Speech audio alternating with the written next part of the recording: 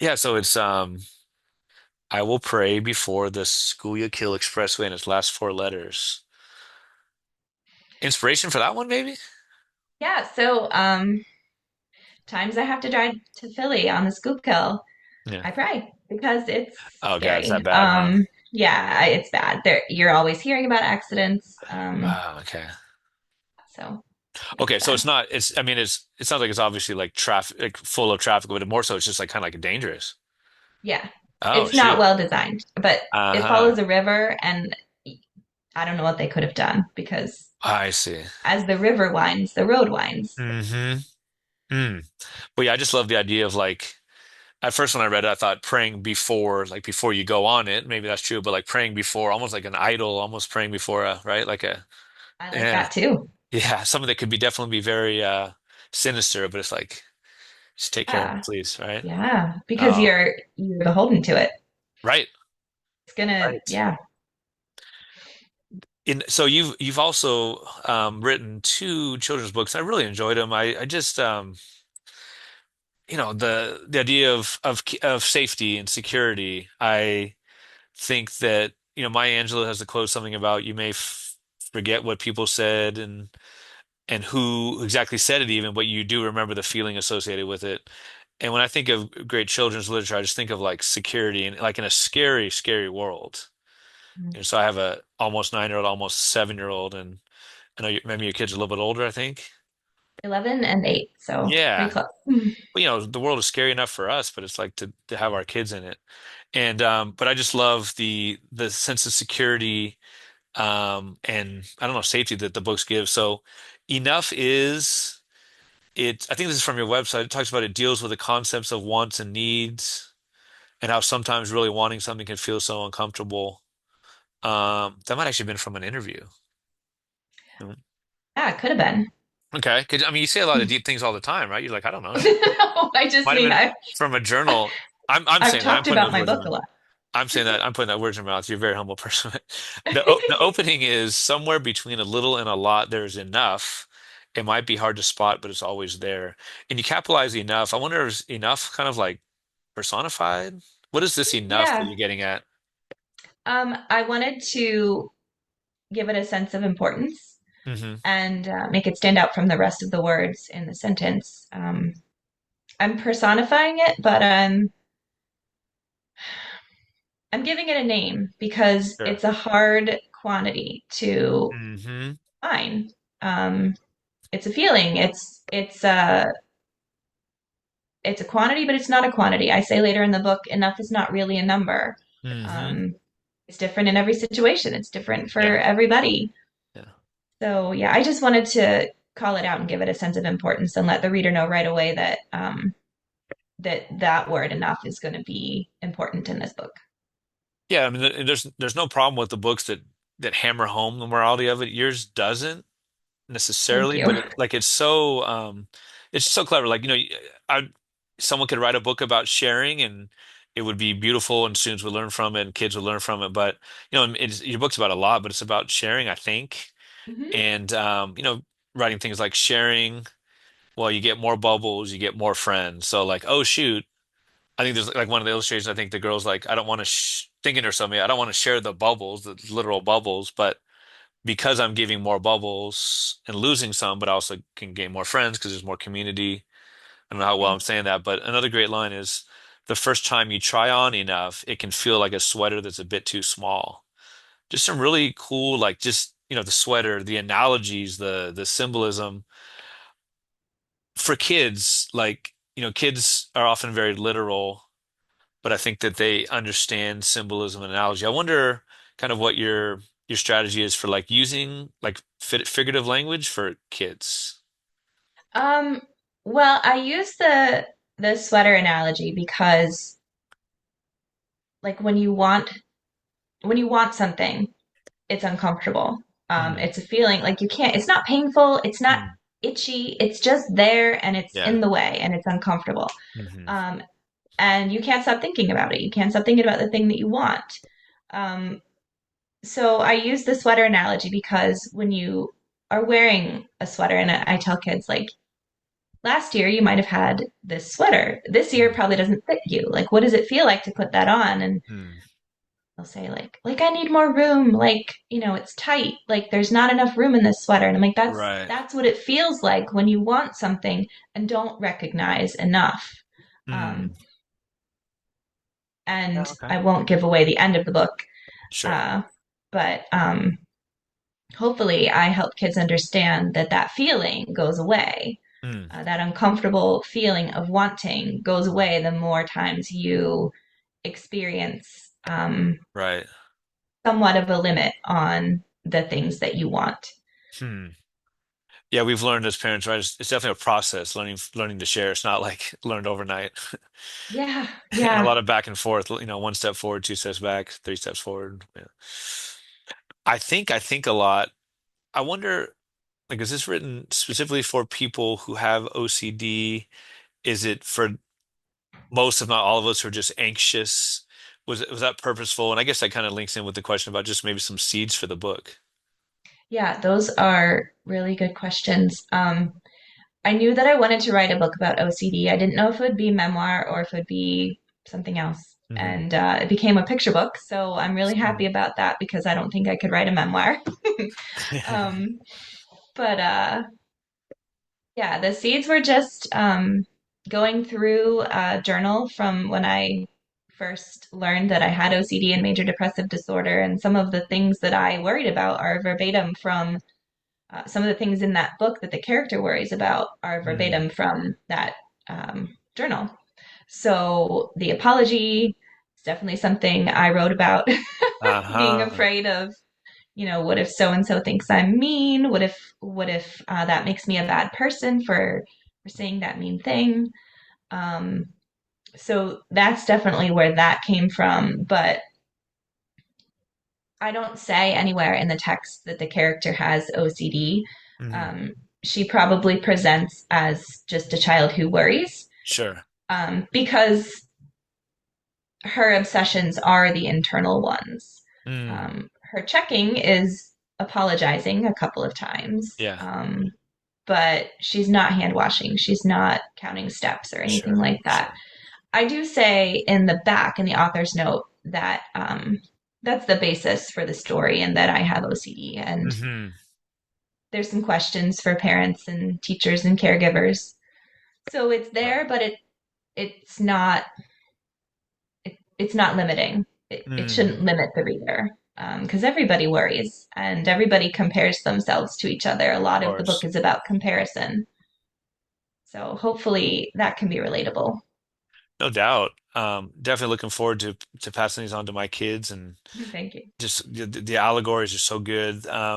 You wrote that you the books you read about OCD as a kid. Am I correct that you were age 13 when you were diagnosed? Yeah. Okay. That you felt like they were very clinical, and Yep. this one's not. Like I That said, was my hope. Yeah. yeah, yeah, no, it's definitely not in that way. The opening is I think a lot, I think a lot, I think a lot more than most other kids. And so there's Caleb who's in the class. The illustrations are beautiful, by the way. They Something are. about he's painting his pinch pot, right? And when you're saying the narrator's saying, "Well, I paint more like a thunderstorm." Hmm. Right. And I love the repetition. The repetition is like, I know this because of like these lessons that this narrator is learning. I know this because of Caleb painting the way he paints versus the way I do. I know this because of Anna. When she apologizes, sorry spurts from her mouth like water from the lunchroom fountain.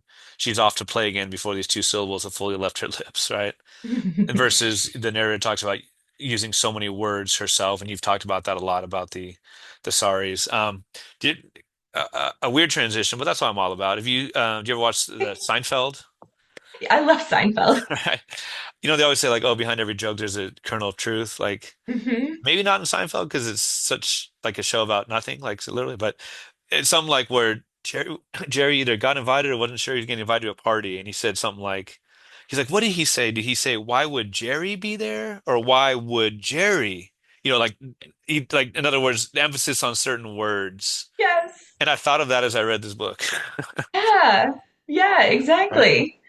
Right, like the apology, like did I emphasize? whatever certain word enough that is Yeah, that kind of fair comparison to make? A weird one, but very fair, yes. yeah. Oh man. Like I said, the illustrations are beautiful. What did you feel like? I mean, how did your illustrator play off of your work? Was it, one of those things where you're both in your own labs doing it, or were you able to work collaboratively, or how did the illustrations work? So typically, when an author like me who is new, doesn't, I don't have any Mhm. name recognition, when an author in that state of her career um, writes, the editor is the middleman or woman Okay. between the illustrator and the author. So I didn't work collaboratively. There Hmm. are like famous picture book duos. John Clausen and Mac Barnett is one of Okay. them. Like they work together. They just, Sure, sure, they sure, sure. just do Yeah. stuff together and books come out of it. How um, about Harold and George? But from Harold the and George? from Captain Underpants. Oh, I have girls, so we haven't read that one, Okay, okay. unfortunately. All right, all right. My girl loves them. You give it a shot. But anyways, all right. We will. Yeah, yeah, yeah, yeah. Okay, so like you're talking about the illustration, like I thought one in particular was so great was the idea of like worries, which we all have, but like it's presented almost like a cyclone or a tornado or like a storm. And that to Mhm. me just resonates so much, and I know it would resonate with kids. So yeah, so so much of this book is like again, it could come off as so I don't know, formulaic to be like, well, it might look like it's an obstacle, but it's also an advantage. But you do that and you do it so well. Like the bird is somebody who repeats its gratitude, right, with its call in the morning. And that's what the narrator's doing with her sorries. It's the other person knows their feelings matter to me, right? I just thought that was so well done. And feels to me like, there's that a lot of people use the word empath, Mhm.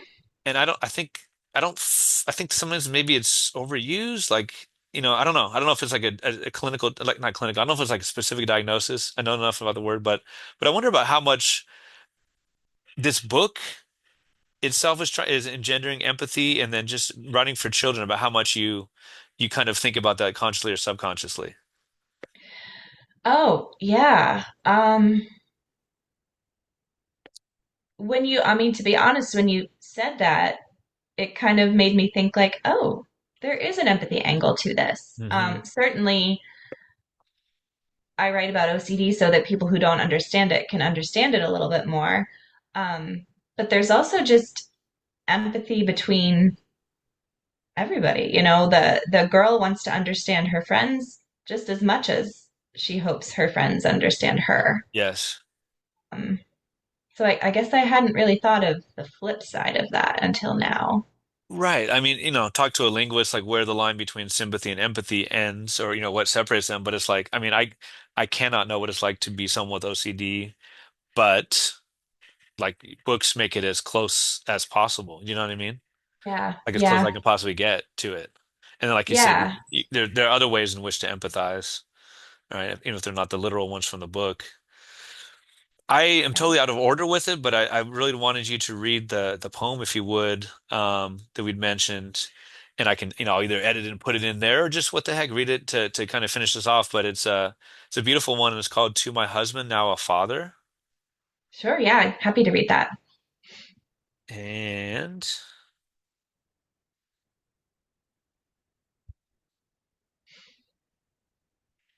This one was up at a literary magazine called Sledgehammer Lit, okay, and I'm not sure, but I think it's defunct, I think sadly. so. Okay, Okay, so this is to my husband, now a father. How long until the pictures won't make me cry? I ask not in the same way I wonder how long I'll wait for stretch marks to fade, but in the way I used to ask how long your fall break was so many years ago, to know just how tightly I need to hold on before losing you to a high rise in Philly or a split level in Virginia. I still don't want time to steal anything from us. I want to remember forever how you looked hunched over the warming bed as curled toe feet kicked air. Pink hands took innocent swipes at the nurses. You were the first to touch her, so it was your love she learned first in the strength of your arms. She'll realize its permanence as I have. It's not the kind that's allowed to depart like warmth leaves an unmade bed. She doesn't know she's the reason you'll do certain things. You'll slow down, stop swearing at other drivers. You've written yourself reminders, Mm. and still won't understand when she's the one driving too fast. Even what she can't perceive, but will come to know with each passing year has marked her. How her name is written on your car's dashboard, as well as your heart, the former in black marker. Oh my gosh, it got a little dusty in this room here. Shoot, that dang dust. I got to clean the roof or the ceiling or something. Ooh. Oh, that's beautiful. It's funny. I love the stop swearing at other drivers. You've written yourself reminders. Yeah. I I mean, he think, did. He wrote in Sharpie her yeah. name and taped it to the dashboard so that he wouldn't swear on his drive to work. Oh my gosh. I don't I've I've I've searched for years for the term, and maybe there is no term, but I call it a negative definition, but that's not, I don't think that's it. I love the idea of I ask not in the same way. So the way I'm asking this question, how long until the pictures won't make me cry, is not like this one, but like this one. And I think by Thank giving the one that's not is so successful, and I can't really put a finger on why exactly. you. Yeah, yeah. So it's such, the ending, the opening, excuse me, is so creative and so well crafted. And the us and the you and the curled toed feet and the innocent swipes at the nurses, the idea of the first to touch her. Um, I remember my wife, we always laugh about the kind of the stereotypical like driving home at like 4 miles an hour the day you get your baby, and going over those potholes very, very, very slowly. Um, just a beautiful one. And someone I feel like that's like such a great tribute. Thanks. It's like one of those great homemade gifts. Like you give this to somebody, you give this, give them on Father's Day or on the birthday or, on those important days. I wonder how much in writing about like OCD and things like that that are obviously very personal, and who knows about how much of this is 100% true, and and how much you've changed and whatever about to my Hmm. husband now a father. But I wonder what it's like to write and kind of open up and really write personal things. Um, Is it cathartic, or is that kind of oversimplifying? I don't know. I wouldn't say it's really cathartic. I don't have this urgency or compulsion Hmm. to get it out. Like some people say, like, I just have to get the words out. I'm Right, like, right, I just do it because I like it. It's right. It's fun. not, It's a yeah, challenge. sure. Um, so yeah, I mean, there are certainly things that I can't say and won't say in a poem that will be shared online. And that's kind of Yeah. where the line, there are names I know, like a stairwell knows an echo, poems I can't write from Uh, sometimes I Google you comes from. Um, I mean, there's things that I won't ever write about. There's things that I want to write about, and I'm like, if this person saw that, that might be yeah, upsetting to her, or, yeah. um, so I can't share everything I want to share. Right. Right. And So that's real. I don't know. I hear from people a lot of times who write about very, and again, different reasons. For some it's very cathartic and it's so, beautiful, but yeah, sometimes it's like really like you don't have to write, but some people feel like they do have to write those things, and if there yeah, are some messy things, and so be it. So obviously there's no right answer or wrong answer, but I think it's very real that yeah, sometimes people are just like, I'm not ready to, and nor will I ever be maybe to write about this, or nor do I have to, or whatever. But very interesting, yeah.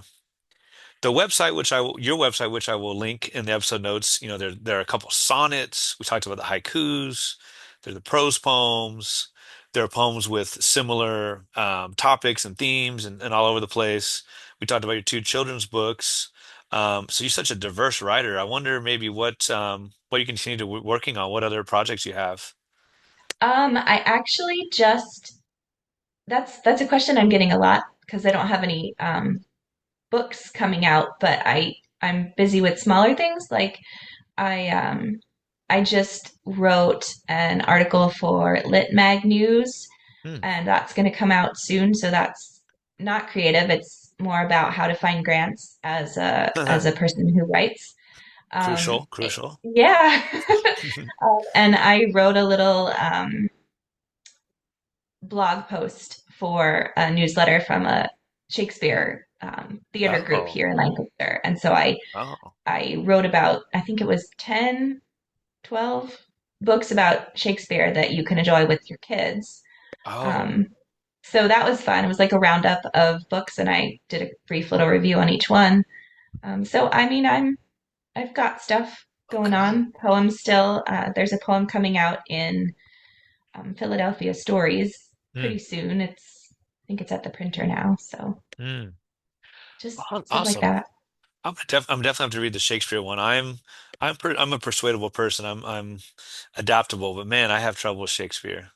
I will send So you the link. yes, I'm okay. All right, I'm looking forward to that one. To say that you're a writer, like what does that look like on a daily basis? Are you like, you're up at 5 and get that 2 hours in every morning? Is it just whenever the No. inspiration hits? Do you seek out muses? Like how does that work? Uh, I don't I don't have a routine. I'm not a Yeah, person of routine. I'm yeah, a scatterbrain. So right. no day is the same. Hmm. The only things that are the same are the things that have to be the same, like getting up and getting my kids to school, and hopefully after that there's, do I go to the Y? Do I read something on my phone while I'm doing the treadmill, or do I swim and Hmm. do this other thing and come back to the computer later? So Sure. there's no routine. Yeah. Yeah. I thought you were gonna say, do I swim and read at the same time? Like, how do you do that? Okay, but the treadmill, I definitely I see that. You got to take In the advantage of it when you sauna I can. do read. Just sweat all over I the know. mist all I'm over only the in there. phone. Mist It's all over like the phone. 4 minutes. Ah, there you go. There you go. It was so awesome talking to you. Like I said, thank you for writing, beautiful. I mean, everything beautiful, but the books for kids are so important. They engender such, I don't know, sense of the world, sense of empathy. And I just really enjoyed reading them and look forward to sharing them. And am ruining the day when my kids are too old to read children's lit, but you're never too old to read children's lit. But I just feel like there's so many lessons. And again, you didn't hit us over the head with them. And it's just, they're so creative. The illustrations add so much to it. And I appreciate you sharing your personal experience and also what kind of your inspirations. Thank you. It was great to be here. It was great to talk to you. Continue good luck with Thanks. your writing. Thank you. Thank you.